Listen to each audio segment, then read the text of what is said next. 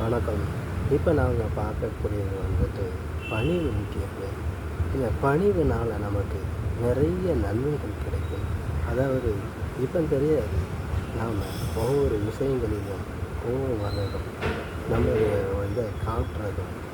ஆக எந்த தொழிலில் போனாலும் சரி, ஒரு ஜில்லா கலெக்டர் ஆனாலும் சரி, காவல்துறை அதிகாரி ஆனாலும் சரி, அதில் நமக்கு பணிவு இருந்தாலே அது அதாவது அப்துல் கலாம் அவர்கள் கூட பணிவை பற்றி நிறைய விஷயங்கள் சொல்லியிருக்கார்.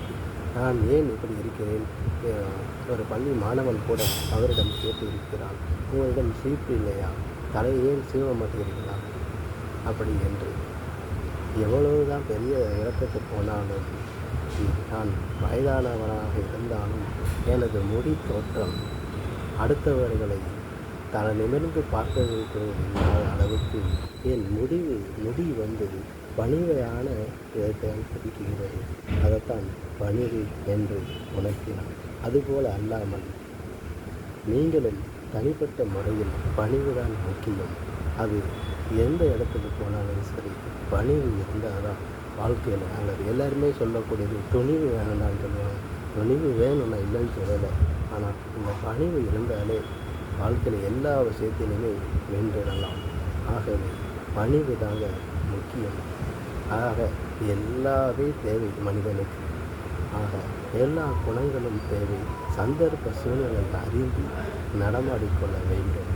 அதுதான் மனிதனின் பக்குவம், மனப்பான்மை எல்லாமே இருக்கிறது. ஒரு மனிதனின் முகப்பாவனையை வைத்து அவ்வளவும் தெரிந்துவிடும் அல்லவா? கண் பார்வை முதல், மூக்கு முதல், வாயு முதல், நாம் செய்கை முதல் எல்லாமே முகம் அலங்காரத்தை கொண்டு மாற்ற முடியும், செயல்படுத்த முடியும் அல்லவா? சிரிக்கவும் முடியும், சிந்திக்கவும் முடியும். இது எல்லாம் தெரிந்தவன் தான் நாம்.